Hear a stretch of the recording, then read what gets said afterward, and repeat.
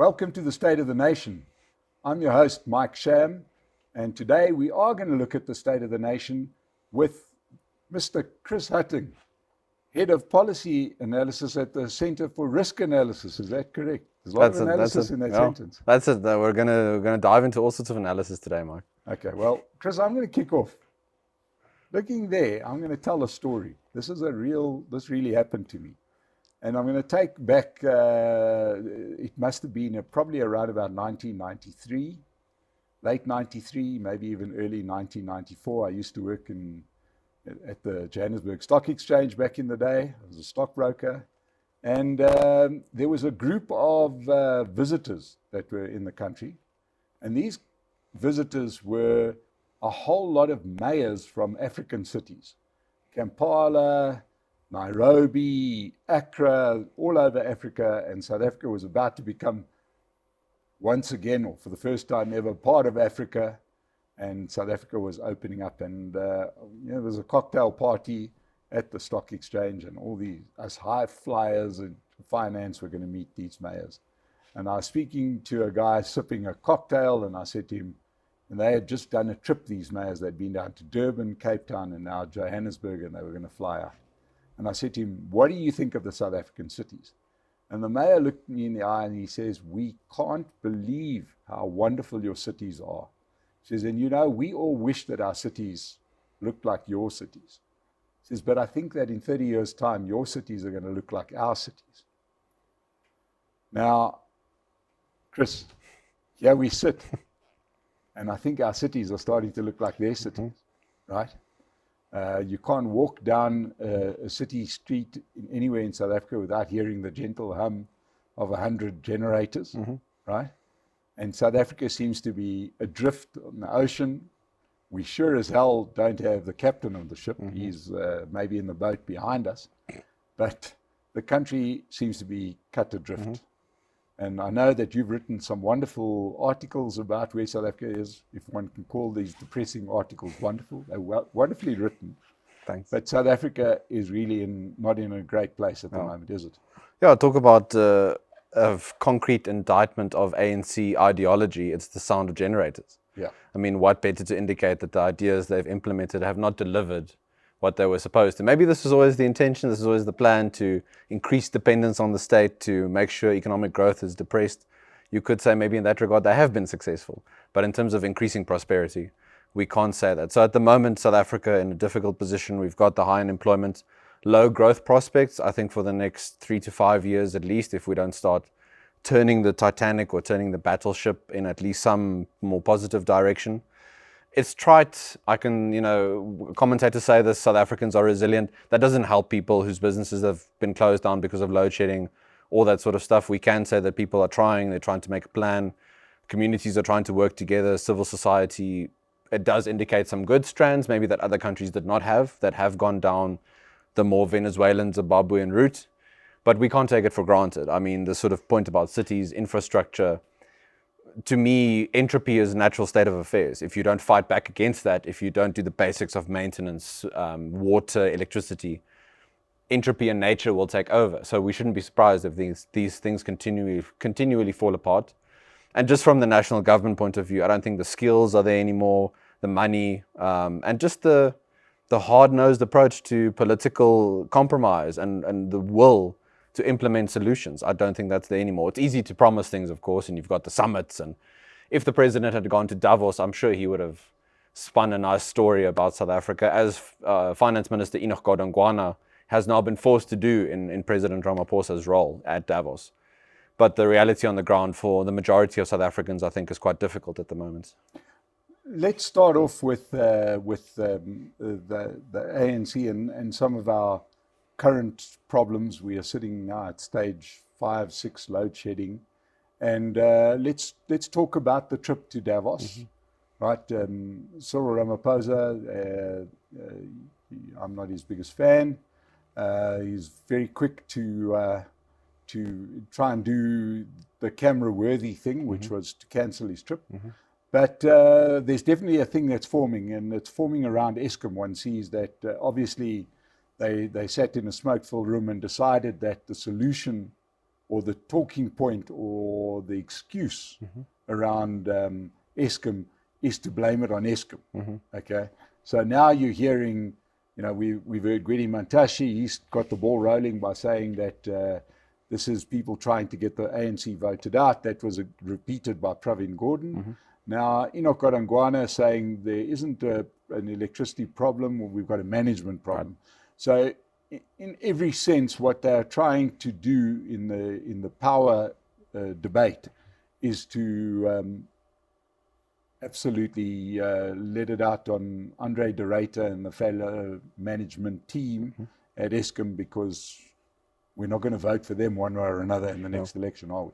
No, absolutely not. I think the ANC doesn't give themselves enough credit. They should say that's because of their policies, things like cater deployment, preferential procurement, race-based legislation, all these issues that made, whether it's management, electricity provision, you can now dive into that at Eskom, but all these things became more difficult because of these issues. If you try and centralize electricity provision, especially in an incapable state, it's one thing to have a capable state, but if it's incapable, then you're not going to see the increase in electricity production. Of course, over the last, 15 years, 10 to 15 years, we've had a massive increase in the number of people employed at Eskom, but at the same time, the electricity production in terms of kilowatt hours has gone down. So it's sort of that inverse idea. You're employing more people, but the money isn't going maybe where it is supposed to be going. So, yeah, as with other SOEs, the ANC, I think, they're obviously driven by the National Democratic Revolution, the ideas and the ideology that they should be the vanguard of the revolution. They should control levers of the state to try and transform society, to try and lead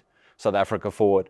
And that's why they want control over all these state-owned entities, and why I don't think fundamental reform is coming from there anytime soon. You will get overtures towards reform. You'll get the lifting of the cap on self-generation, as happened last year, but you still need to get a permit from NERSA. So you still need to go through all the bureaucracy and stuff. So that control still remains within the state. And I don't see that changing fundamentally at any point. And it's easy to deflect, of course. I also think all of us should keep in mind, maybe later this year, 2023, as we head towards elections that should happen before June next year, don't be surprised if we don't have load shedding for a few months, because they're going to run the open cycle gas turbines into the ground. They will find diesel, all that stuff, to then try and show South Africans they are fixing things before the elections. So a lot to look forward to, but in the short term, we are stuck with where we're stuck with. And actually, later on, I'm going to give you a positive spin to our current situation. But before we get there, let's first talk about the situation as we have it. Everything is wrapped up in politics, right? We are now firmly into the election cycle, with elections just over a year away, at most 14 months away. Everything that's happening is happening for political purposes. So let's go back, because you obviously did a lot of, you've written quite extensively, and you followed last year's ANC's elective conference quite closely. So let's first deal with that, right? What were your observations from the elective conference at the end of last year? So I think it reinforced the sort of idea of horse trading on the conference floor. So the more money that can exchange hands, the better you are at procuring votes for your particular slate. I mean, there is this idea that you've got different factions within the party. I think that's true, but only insofar as some want to accelerate harsher reform, harsher policies versus others. I don't think there's a difference in terms of belief and ideology. So it's only a case of let's implement the NDR over the next 5 to 10 years versus let's do it right now. Let's continue to use state resources while we can. I think you're being very kind when you say that, because I don't think it's about policy at all. Right? If you look at the people involved, is that there's an almost 100% correlation for those in the RET faction that have been fingered for corruption in one form or another. So I don't think that they were in any way campaigning on any kind of policy. I think what they were doing was they were trying to have, I view it as two slates. One that want to stop any legal process, and another part that doesn't. No. So you kind of have one, and I agree with you that their policies are the same, and I think that their time, in my opinion, their timetables are the same. I don't see this as a situation that the one wants to hurry up and do this and do that. I just see it as one bunch of people that are going to jail if they're not in power, and the other lot that aren't going to jail. And so, I don't view it as an ideological difference. So I don't know what you think of that. No, I think absolutely. If you read the January 8th statement by President Ramaphosa, you can look at things like nationalizing the Reserve Bank, changing the mandate, implementing NHI, if you want to look at policy. But when it comes down to concrete actions, I think you're absolutely correct. It becomes a case of pure sort of driven by need of the moment, all that sort of stuff. So when we try and brief clients and that sort of thing, they often ask, why does the ANC do what they do? So for me, it used to be the case where it was mostly driven by ideology. Now it's becoming a case of, I want to ensure that my back is scratched for as long as possible, and I'll scratch your back if you protect me, kind of thing. So I think we saw this at the conference. If you want to take the high-level view, President Ramaphosa got his slate in the NEC in the top 7. So his hand should be stronger now than it was in his previous administration, his previous government, his previous cabinet. I don't think that means anything of substance in terms of reform. There was the challenge from former Health Minister Zweli Mkhize. I think it's interesting how maybe not the power base, but the influence that the KZN ANC had seems to be a little bit on the wane. But that doesn't mean, for example, that the ANC and the rest of the country is now experienced a change of heart, and we're going to see liberalization of labor laws and the privatization of Eskom, for example.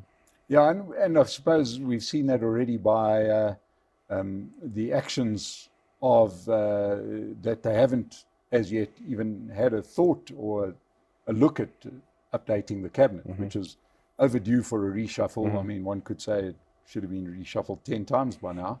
But clearly, on the one hand, Cyril Ramaphosa's hand might have been strengthened. But please, dear viewer, dear listener, dear watcher, don't think that Cyril Ramaphosa was sitting there dying to do the right things, but hamstrung by his party. He's proven that is not the case. He doesn't seem to give a shit about the country, I think is the only way to put it, right? Yeah, you've got a president that really doesn't care about the country, whether it operates or not, quite clearly. And to be fair to him, he did say it in one of his first speeches when he got elected as president, that he'd rather be known as the president that, he'd rather be known as a bad president than be known as the president that broke up the ANC or lost power for the ANC. And he's done everything to prove that. No, 100%. I mean, it's party unity above everything else, above country considerations, above the people's lived experience, if their lives are difficult or not. I think that is the overriding factor. And how do you keep the party unified? You don't rock the boat too much. You make sure that the different interest groups have their positions. You make sure that they've got positions in cabinet, all that sort of stuff. I mean, looking at an issue that affects South Africans on a day-to-day basis that we see consistently reflected in our polling, crime and security issues. I mean, that minister in that portfolio, Minister Beki Cele, based on performance, if you wanted to be gracious to President Ramaphosa and you measure performance and those metrics, why would he still be in that position if you're concerned about people's safety, basic service provision? Some South Africans can afford private security, and that's great. They can have gated communities.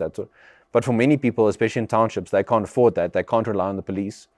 Are you really that serious about people's safety and security that you'll keep that person in that position, or are you just keeping him there to assuage certain interest groups? I mean, we shouldn't even say the proof is in the pudding. The proof is in the eating of the pudding. Yes. And it's been shown time and time again. Yeah.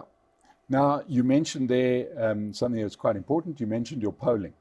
Now, I know that polling took place late 2022, prior to the ANC elective conference, but I think still relevant. I don't think much has changed. If anything, the numbers may in fact have gone more in one direction or another as people have experienced this debilitating load shedding which you've got.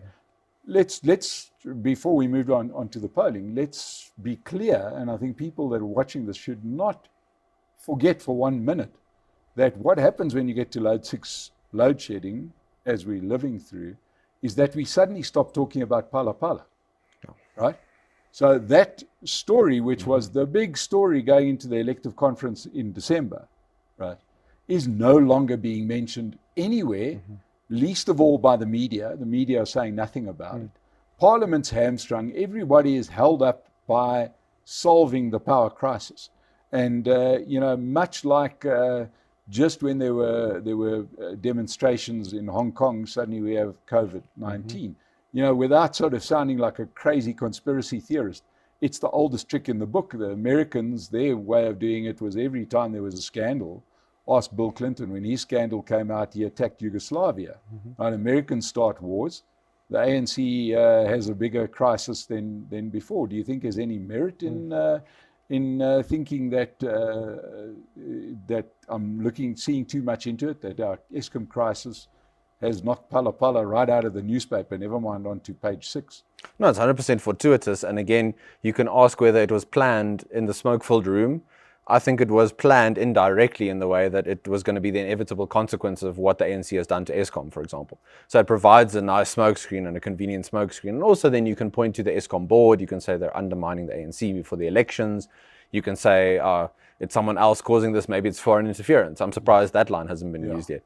So I do think there is merit to your argument, but I don't, just given the confusion that we often see coming from the party and the lack of actually implementing some of their worst policies, I don't know if they could actually coordinate something like this. So maybe that's one thing that saved us up until this point, that they would have sort of orchestrated this issue now at Eskom. I think we're going to be with perpetual load shedding for the next 10 to 20 years, if not longer, if we don't do something to privatize Eskom.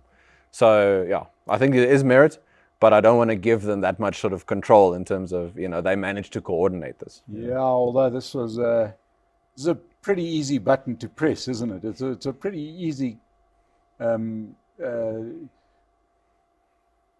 sort of issue to create. You can create this quite easily. Yeah. To me, it's highly questionable that you would have Andre de Ruyter resigning when he did, just before the conference. Now everybody blaming Eskom, so he doesn't care. He's obviously been paid to resign.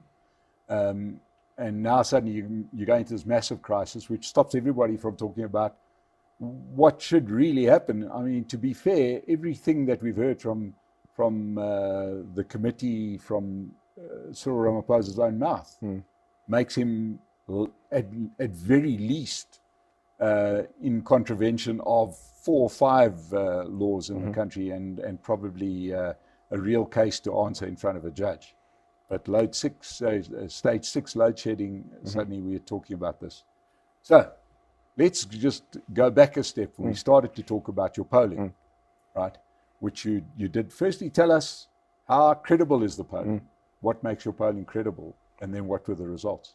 Yeah, so in our view, the sort of methodology and parameters that you use in your polling, obviously it's a representative sample that we try and get of the South African cross-section of society. So for example, you ask people the questions that we have in the language of their choosing. You try and account for that sort of bias. It is done telephonically.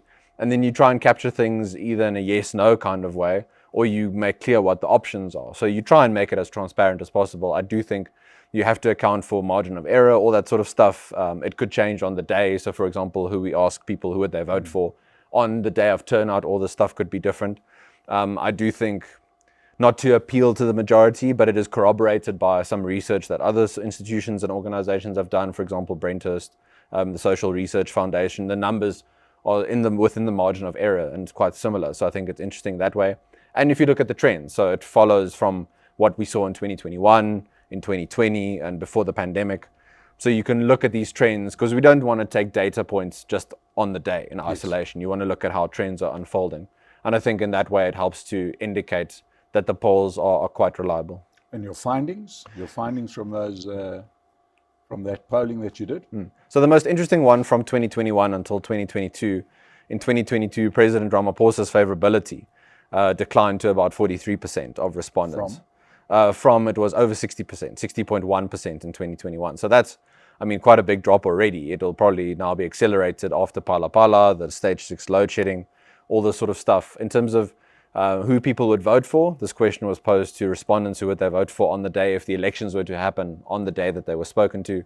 The ANC came in at around 45%, the DA 25%, and the EFF between, I think, 13 and 14%. So it's a good indication for the DA if you want to take it that way, and again indicative of the decline of the ANC, especially how they performed in 2021, where I think there was at 46% or so in 2021 in the local government elections. Yes. So that trend again continuing downward. You see this lag effect where people now in their quality of life experiencing low quality of life, and we're seeing that reflected in their support for the ANC.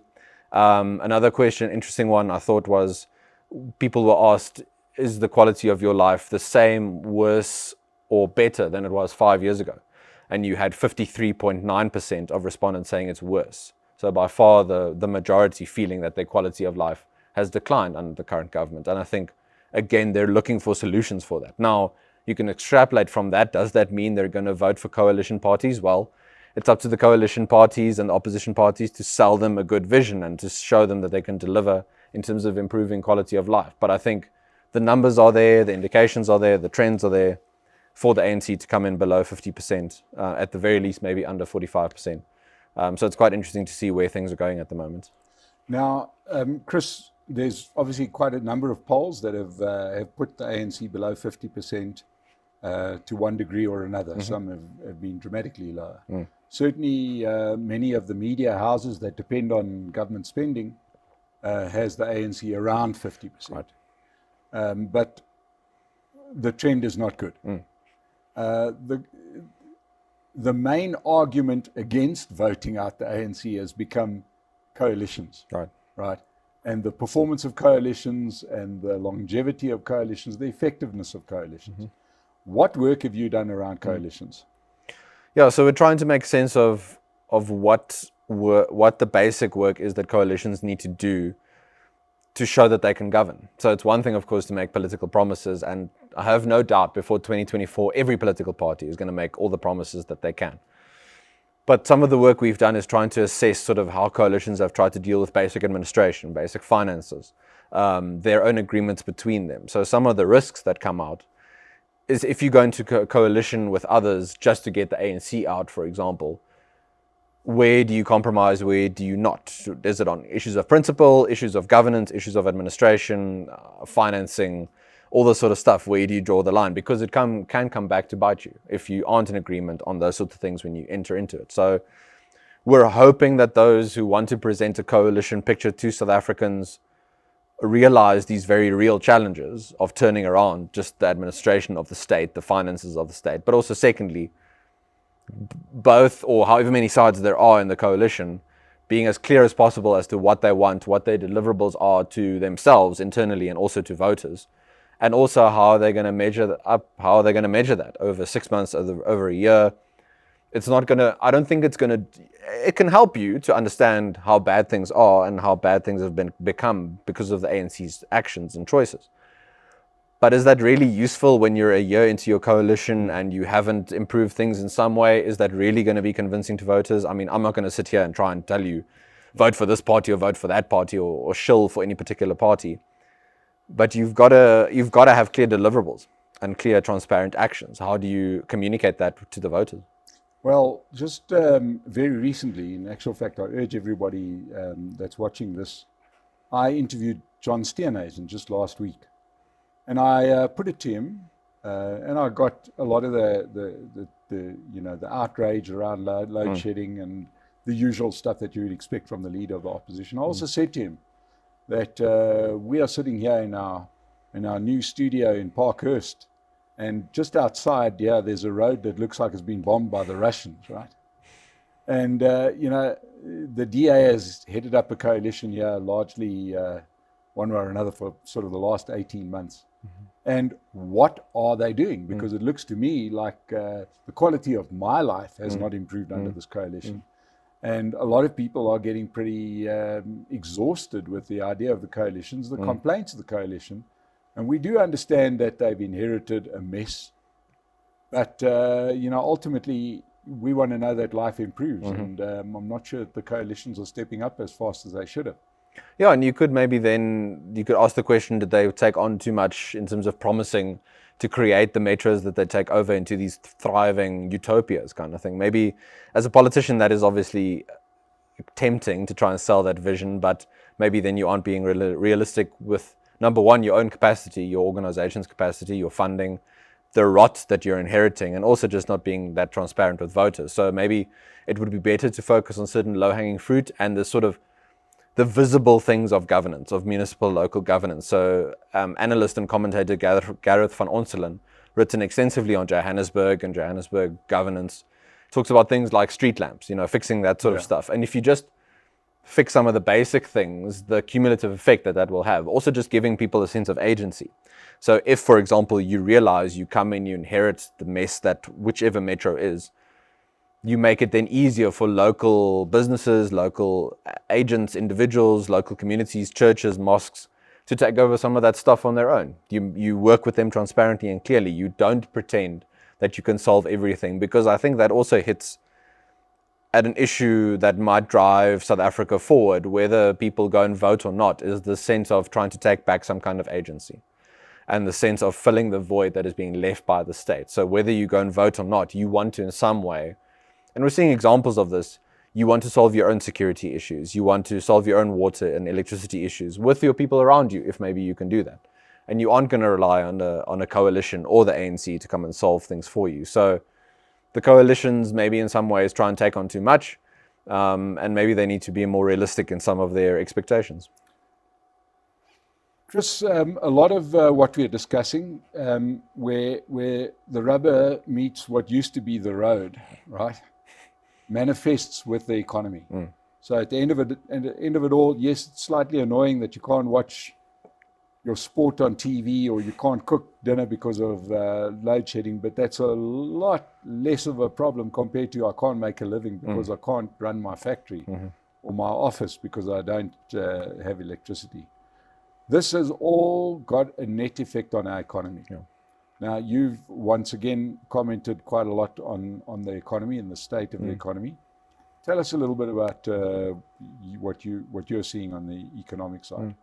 So I think in the formal sector, at least, not as much dynamism as there was before. And again, these constraints of electricity, of licensing, affirmative action policies, all this sort of stuff making business activity more constrained. In a global context of low growth, recession, if it hasn't been taking place already, I mean, the US likely to be in a recession later this year, the Eurozone possibly as well. China looks to be opening up, so maybe some more growth prospects there, hopefully. But in that context of low global growth, South Africa is sending all the wrong signals. So again, we're promising to change the mandate of the Reserve Bank. I mean, printing more money, what better way to undermine your currency and the value thereof? And with power cuts, I mean, localization, so increasing tariffs on imported goods, making it more difficult for poorer people to get access to foodstuffs than they would do if they could import them, for example. National health insurance, driving away skilled medical professionals. In that global context where investors and skilled people are going to look for different places to invest to get more bang for their buck, I think we're sending out the wrong signals. And we shouldn't be surprised then if we don't experience picked up growth later on. So for the moment, I think the Reserve Bank maybe has South Africa at just under 2% growth this year. I think with load shedding as it is, we'd be lucky to reach between 1.3 and 1.5%. Now we can throw out numbers, all this sort of stuff. What it boils down to is less economic growth means less business activity, fewer job opportunities being created, more difficult operating environment for everyone across the society. So if you're an upper to middle class, you can still be okay. You can still maybe work overseas via the internet, all that sort of stuff. You can travel. But for the majority of South Africans, they don't have that option. So I think very tough times ahead. I don't see it changing radically for the positive anytime soon. So a case of knuckling under. But with that being said, lots of opportunities. So if you can identify those around you, if you can again work with the people around you, make yourself more resilient and state-proof, you could set yourself up well if we, for example, get political change in 2024 and in 2029 into next decade. I think then South Africa has the potential to pick up again. We've got everything going for us in terms of people, environment, nature, tourism, all that stuff. The ingredients are there, but the infrastructure isn't there to support that sort of capacity. So it's difficult to say exactly what you should invest in, where you should look at for everything, but I think you've got the possibilities there if you still want to remain in the country. I think the possibilities are there, but you've got to to look where you've got to try and identify those as best as possible and make sure that you don't just wait for a change in government to solve the problems that you're faced with. Yeah, now, we did mention earlier that we were going to try and give people out there, we want to stop them from jumping off the top of the building. So just from the bottom window. just slowly, just jump off the desk. But it struck me that there is one upside to what we're experiencing at the moment, and it's around electricity. Oddly enough, I lived through the birth of cell phones, and there was a feeling at that time that you had this terrible old copper network of telephones run by a really bad state-owned company, Telkom.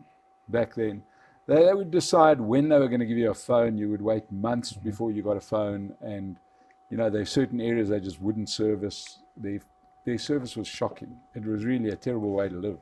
And along came cell phones, and what happened there was that there was regulation put around cell phones, and licenses were granted to, as we know, Vodacom and MTN, and they built these cell phone networks.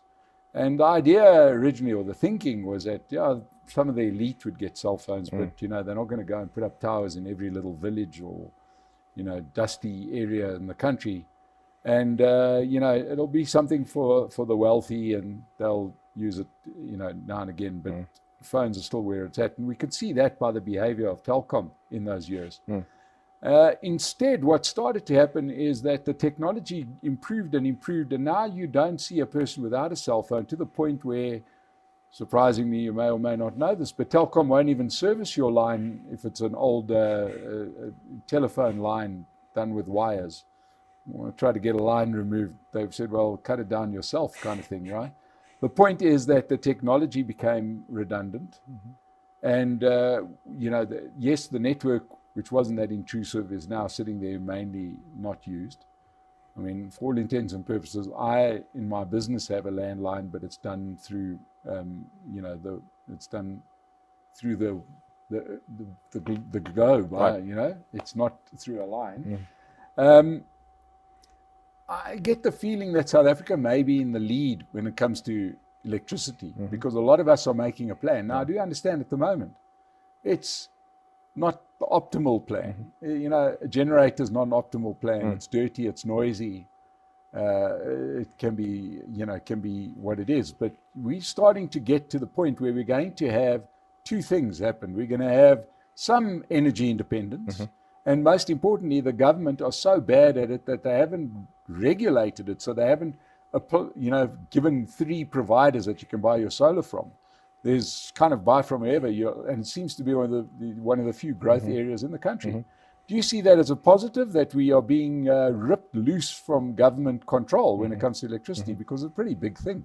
I do think we should cut that part, because you've now given the bureaucrats another idea where they can regulate. So, we should put you in the Department of Trade and Industry or something like that, and you can have a big paycheck. I think you're absolutely correct. I mean, the sort of referring to Austrian economics, this idea of the seen and the unseen. So politicians and bureaucrats have the best plans, and they want to plan society, and they know how 60 million people are going to interact on a day-to-day basis. But when it comes down to it, it's those emergent decisions and that order that emerges from people's voluntary interactions with each other, problem solving, that really impacts the future in a very concrete way going forward. So that state-proofing idea, and you can look at organizations like Sakeliga, for example, who works on this sort of thing, that is happening, regardless of the best intentions, regardless of the intentions of the bureaucrats and the politicians. These things are going to happen regardless. Even if they try and sort of hold on to it, that idea of trying to hold on to sand and it just runs through your hands, they're going to try their level best to inhibit this sort of stuff and regulate it. But fortunately, I don't think they can do it nearly as well as they think they can. Yeah, and I do think that for people looking for a bit of hope, in this regard, we might be running ahead of the rest of the world. Right. Because there's no doubt that power is a problem everywhere in the world. Ours is just caused by our own personal problems, but we see in Europe with an energy crisis. America's got a burgeoning energy crisis, and the technology's moved on. The technology has moved on to localize the electricity away from power stations, in a central place, transmitting it over vast areas. So it could be something to watch. You could be getting an electricity line from down at the end of your street. I think it'll be coming. So, Chris, in wrapping up, I've given you my positive spin. Is there any room for any optimism from your side? Is there anything that you're seeing that can stop our people from jumping off the desk? Yeah, look, I mentioned at the beginning, it can become trite to talk about resilience, but you see it played out around you the whole time. So unfortunately, because of deeply immoral and irrational decisions around COVID and lockdowns, business closures, hardships, all of that was accelerated over the last 2 to 3 years. But people came through that to some extent. They are trying to find other ways to work, trying to find other ways to put food on the table themselves, help themselves and their families, away from waiting for the decision to come from Pretoria or Cape Town or Bloemfontein, for example. So my reason for optimism and hope, and maybe it's too ephemeral and macro, but it boils down to the idea that the agency still remains with individual South Africans. And if they are serious about making the right choices, the right actions, the information is all out there. Luckily, our internet is still largely free. You can get the data, you can get the information, you can take decisions on your own and try and make sure that you still have a sense of quality of life and a good life. I mean, isn't that the best sort of hope for an actual good life? It's not to wait for someone to tell you what it is. You can make it yourself. And I think that, certainly from my perspective, there's another big positive over what's over the recent past malaise that the country finds itself in. And that is, and I think, in my opinion, it's not an insignificant thing. And that is that we can understand, you have to have no soul not to understand why so many people are loyal to the ANC. And it was always going to be a hard chord to break. Right? You've got people that have decided from way back, from back in the old South Africa, that the ANC will be their party, much like Manchester United may be your football team, or this church might be your church. And that was always going to be a hard link to break, where you got people to finally say, actually, this vehicle is done. This car is no longer fit for purpose. It's just a political party that no longer does what I need it to do. And I think that a lot of what we're seeing, the load shedding, the general state of the place, the unemployment and so on, I think that is doing an incredibly good job in breaking that umbilical cord between the voter and the ANC. And it's of the ANC's own doing. But how else was it ever going to happen? Much like how else was our dependence on the state for electricity ever going to break, other than the state breaking the electricity? It wasn't going to come from our side, just too easy just to plug it in. Right? Now we have to think about what we're plugging in, and we've got to think about different sources. So I'd say to you, if you're watching this today, yes, it's gloom at the moment, but it's not doom. In fact, I see some upsides to this. I think a growing independence of people, right? A lessening dependence on the government, and down at the emotional end, those ANC voters, your polling is telling us, rocked to the core by the bad performance of their party, and it's the only way we're going to get them to move on. Just remember, Mexico's Liberation Party was in power for 71 years, right? India's Liberation Party was in power for 60 odd years, destroyed the country. Now it's a totally different place. But at least we've got something to work on if your polling is correct and the elections turn out differently in 2024.